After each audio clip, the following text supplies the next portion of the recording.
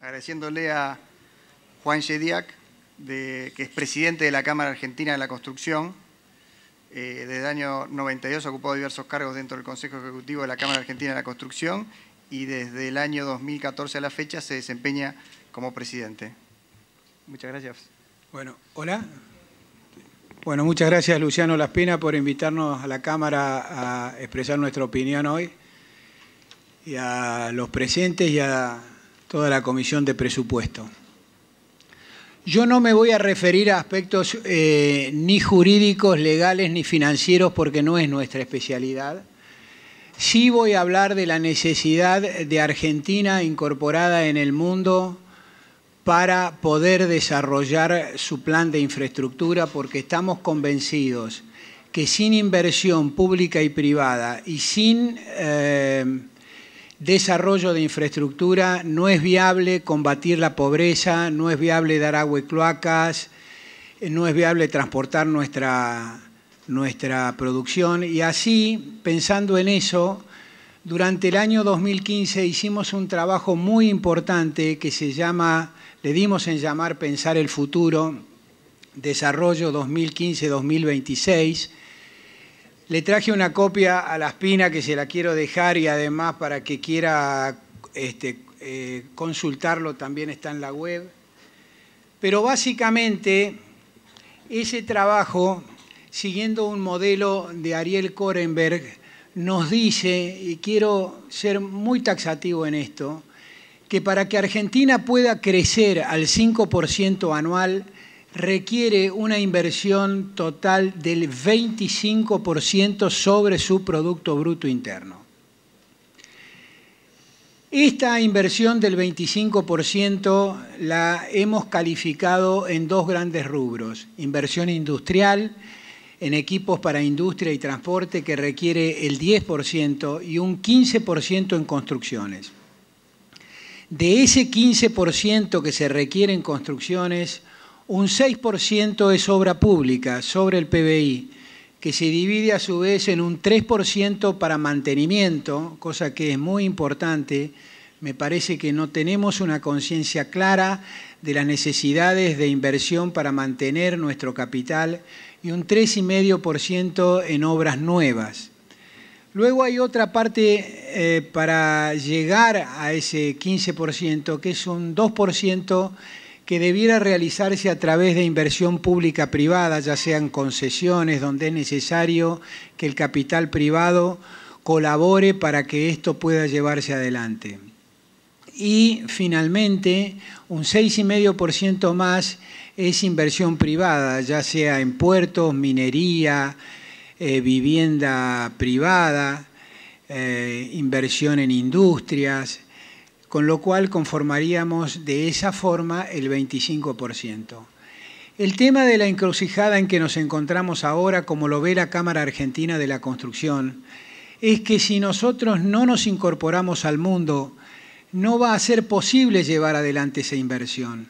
Va a ser muy complejo y por lo tanto no vamos a poder lograr combatir los objetivos que tenemos, como combatir la pobreza, dar agua y cloaca y saneamiento, dar hospitales, que si bien se ha estado trabajando en ese sentido, no se ha llegado a los guarismos necesarios. Por otro lado, también quiero decir que la Cámara Argentina de la Construcción es muy clara en ese sentido, porque ya desde diciembre de 2014 expresó en su 62 convención anual la necesidad imperiosa de arreglar con los holdouts. Y estamos convencidos que si se hubiese hecho en esa oportunidad nos hubiésemos ahorrado bastantes problemas de los que hemos tenido en estos años. Por otro lado, no cabe duda que la inversión en infraestructura es la inversión que mayor multiplicador tiene. Está determinado en este trabajo que hicimos que la inversión en infraestructura se multiplica por 2,23 veces sobre la economía real. Y hay otro dato interesante que quiero que conozcan, que un 45% de esa inversión vuelve a las arcas del Estado a través de impuestos, tasas y contribuciones. Todo esto hace que estamos absolutamente convencidos que no existe posibilidades de desarrollo sin inversión. No existe posibilidades de inversión si Argentina no está inmersa en el mundo y mucho más, como dijeron los que nos antecedieron, en cuanto al nivel de tasas que podemos obtener.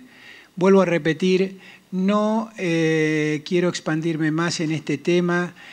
Para los que estén interesados está a disposición, quedo a disposición para las preguntas que necesiten, pero vuelvo a insistir para que tomemos todos conciencia del altísimo nivel de inversión que necesita la Argentina. Nada más, muchas gracias. Muchas gracias, Juan. Si hay preguntas, ahora sí tenemos más tiempo, así que podemos ser generosos con las preguntas. Veo que el diputado se levantó y se fue. Sí, diputado Kicillof. No, yo estaba repasando algunos números de la construcción del año pasado, que los hemos charlado con la Cámara Argentina de la Construcción. El año pasado hay que recordar que tuvimos el récord de toda la historia de venta de cemento. Hay que recordar también que el crecimiento acumulado en los últimos 4 años fue del 22%, que el empleo en la construcción creció 4,6% de 2011 a 2015, los despachos de cemento el 15%. O sea, es 1.000.000, si no corregime, 376.000 toneladas de cemento. Es decir que a mí me parece que la evaluación de la situación del sector construcción, que me gustaría saber un poco qué ocurrió de diciembre hasta ahora, cómo lo evalúan, si tuvo que ver con la devaluación, porque han sufrido una caída importante de ventas, de todos los números vinculados al cemento, etc. Y cómo eso vincula con una expresión de que hay que arreglar la cuestión de los fondos buitres o las pérdidas que estamos teniendo en ese sector, sacando las referencias a la pobreza, sino simplemente al sector que vienen a representar, aunque agua y saneamiento obviamente tiene vinculación con las necesidades básicas. Pero digo, el año pasado el problema que tuvimos es que nos quedamos sin cemento en la Argentina, porque todo lo ofrecido fue demandado. ¿Qué relación tendría o qué se usarían los dólares esos si piensan en ampliar la inversión en plantas con la transnacionalización que hay? ¿O dónde está la clave que a mí me cuesta conectar una cosa con la otra en virtud del desarrollo del sector en los últimos años, donde no estaba el acceso al sobreendeudamiento y sin embargo los números de la construcción eran excelentes? Axel, durante tu gestión nos hemos reunido en repetidas oportunidades y si algo tengo que rescatar es el diálogo que hemos tenido y preferiría en esta oportunidad, por respeto a los presentes, no hacer un resumen que sería largo del desarrollo de la infraestructura en la Argentina en los años pasados. Sí que lamentablemente el sector ha quedado muy endeudado con el gobierno. Tenemos más de 40.000 millones de pesos de deuda que se nos adeudan y eso empezó prácticamente en septiembre. El sistema de redeterminaciones de costo, como en alguna oportunidad lo hemos hablado, no representó nunca la realidad, por lo cual varias obras se paralizaron.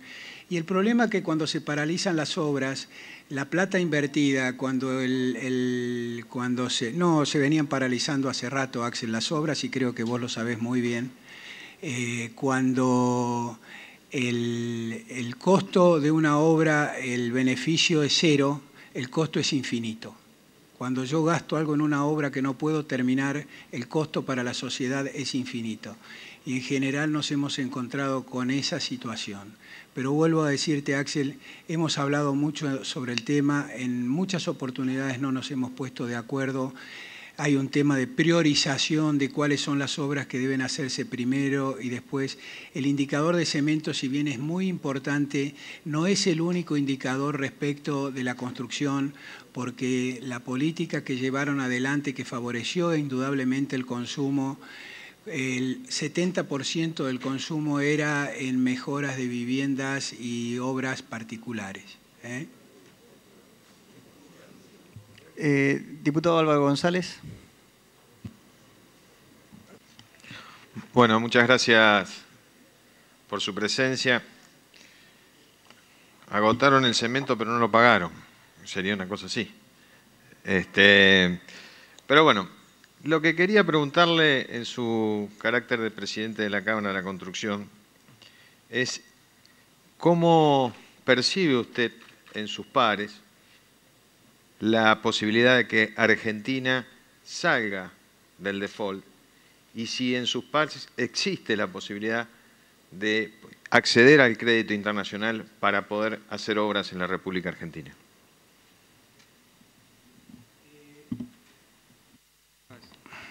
¿Ahí? Sí. Nosotros creemos, como decíamos hoy, que es imprescindible salir del default para que Argentina ingrese en el mundo y obtener tasas razonables. Los activos financieros en el mundo son 2,25 veces los volúmenes de PBI de todo el mundo, o sea que lo que sobra en el mundo son activos financieros. Ahora hay que manejarlos adecuadamente, dedicarlos a infraestructura. Esa infraestructura debe ser priorizada adecuadamente. Y déjeme decirle algo, si nosotros logramos bajar los costos de logística un 10%, podemos aumentar nuestras exportaciones de grano un 34%. Eso también está dicho en nuestro documento y a eso debiéramos marchar. No sé si eso le responde la pregunta. Diputado Lavagna. Sí, ¿qué tal? Buen día. Muchas gracias por la presencia acá hoy. Coincidimos con la necesidad de tratar de solucionar este tema de deuda lo antes posible. Parte de esta discusión tiene que ver a la forma que lo encaremos para solucionar y tener la mejor solución o el mejor efecto posible positivo para Argentina. Me gustaría saber, suponiendo un acuerdo en las características que tenemos, ¿cómo ven ustedes desde la Cámara las inversiones o el grado de inversiones que van a venir de forma más rápida? Acá usted hablaba de que tenemos con el sector una deuda de 40.000 millones, si no lo escuché mal, dijo. ¿Cuáles son las condiciones que el sector requiere más allá del tema de la deuda, ¿no? Porque sabemos que la deuda es un componente, si se quiere, pero no lo es todo para realmente motorizar y promover las inversiones en el sector infraestructura como el resto de los sectores. ¿Cuáles son, para la Cámara, las necesidades adicionales a este tema que tendrían para realmente potenciar, si es que las tienen? Si no las tienen, mucho mejor, pero para potenciar la inversión en el sector. La posición de la Cámara, en ese sentido, Lavagna, es que nosotros creemos que la inversión más conveniente para el país para realizar infraestructura viene de los organismos multilaterales de crédito. Viene de los fondos del Tesoro y viene de la inversión privada. Normalmente el mundo hace obras en un 33% cada uno de esos rubros. Existen algunos otros mecanismos de financiación, como ser los bancos de financiación de exportaciones, que se han utilizado en algunas ocasiones para hacer obras. Tenemos el ejemplo del Bandés, en algunos casos los créditos chinos o los créditos rusos. Creo que pueden utilizarse, pero marginalmente y con bastante cuidado. No debiera ser la base de nuestro desarrollo. Creo que el esfuerzo del gobierno anterior fue muy grande y valioso en cuanto al intento y a la realización de obras públicas con fondos del Tesoro, pero indudablemente ha demostrado la realidad de que no llegamos, porque de ese 25% del que hablábamos, un 13% debe ser destinado a mantenimiento en total. Estoy hablando infraestructura pública y privada. Si nosotros invertimos menos del 35%, estamos perdiendo nuestro capital, las rutas se nos van a deteriorar y así va a suceder con toda la infraestructura. Entonces, creemos que debemos tener mucho más ahínco en los organismos multilaterales de crédito, porque además permiten una enorme transparencia en cuanto a la forma en que se hacen esas obras, porque tienen un sistema de auditoría muy pulido que se utiliza en todo el mundo. Y por otro lado, volver a rescatar la figura de las concesiones mineras, las concesiones viales, un montón de concesiones que deben ser llevadas adelante, donde sobre los bienes del Estado pueda ingerir la gestión y el capital privado. Muchas gracias. Diputado, tiene la palabra. Usted se refirió recién a todos los problemas que tuvimos en este tiempo en forma generalizada. Como diputado interior de la provincia de Neuquén y recorriendo el interior de la provincia, las inversiones que se han hecho han sido espectaculares. Nombrar una solamente es la integración energética que ha tenido nuestro país desde Jujuy hasta Tierra del Fuego, ha permitido un desarrollo de parques industriales en muchísimas localidades. Me extraña que eso no se tenga en cuenta porque eso es más trabajo, más desarrollo, ¿no es cierto? Y también he acompañado eso con el desarrollo urbanístico que han tenido todas las ciudades de nuestro país. Yo creo que en base a esto, la pregunta viene, ¿cómo cree usted que el arreglo con los fondos buitres puede llegar a, de alguna manera, seguir desarrollando toda esta política que se dio de integración en nuestro país y fundamentalmente en el interior? ¿O realmente tenemos que pensar en volver, como dice usted, ¿no es cierto?, a tema de concesiones que tan caro nos costó a nuestro país?